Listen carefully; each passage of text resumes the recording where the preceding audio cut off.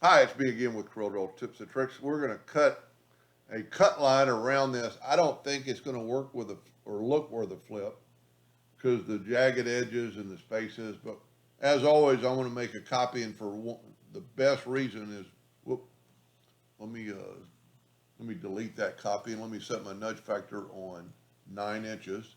I'm going to go ahead and set your duplicate distance on 0, 0 that you need to keep on there, but that's beside the point. Plus key made a copy because the contour work tool works a lot better if there's no colors. Okay, this is all grouped together. Then we're going to go to effects and contour. We're going to do it. We're going to do it twice. We're going to do it at 0.5, half of an inch, to the outside with rounded corners, and you get that. Now that looks pretty. That looks okay. But if that's too much of a contour, you can go to object, break a contour apart, and then take the contour and then contour to the inside 0.4 so you'd only have a 1.1 contour.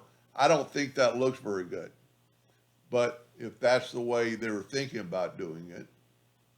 And so let's try it now. Well, let's tell you what, let's make a copy of this and see if it's going to be any different. Now let's take this contour away and let's contour it just that 0.1. And I'm going to show you why I contoured out longer. Because you get all that, it goes in between the letters. So by going big at first, you're avoiding all those spaces, and then you can come in. Now another kind of the way, she's cutting this out of vinyl. The top part looks pretty good, but like I said in the first video, the jagged letters of the font, the font's jagged, so the contour tool is going to pick up on that. The only other suggestion I could take would be the ends look the worst.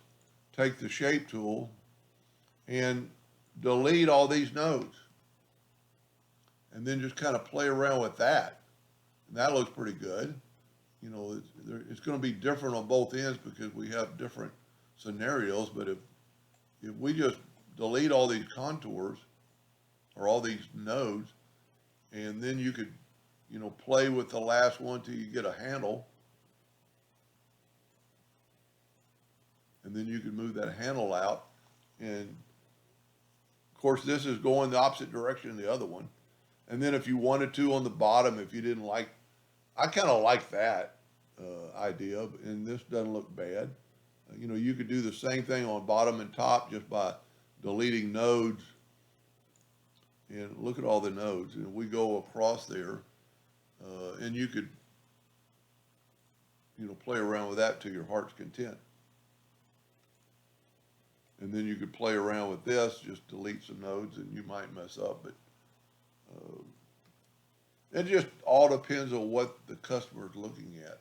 Because if you're cutting this out of vinyl, every one of those little nodes is going to give you a problem. Like on the bottom, if the vinyl cutter can keep up with that, like a laser could, but you could do the same thing at the bottom, just deleting all those nodes. Don't delete the last ones. And then you could delete some more. And look at that. That would almost be, it looks funny because it's going around this A and it's not going around the E. But you could maybe mimic that too. Let's try one more thing. Let's try this. Let's make a duplicate of that and move it down. And then let's take, because everything's pretty much an even, let's Control D and make a duplicate and mirror it sideways. And then just take out this inner line on both sides. Go ahead and take out the inner line on both sides. Now, we've still got some inner lines that we could take out if we wanted. But this way it's going to be symmetrical on both sides and kind of look the same. You know what, I'm gonna leave the bottom fine.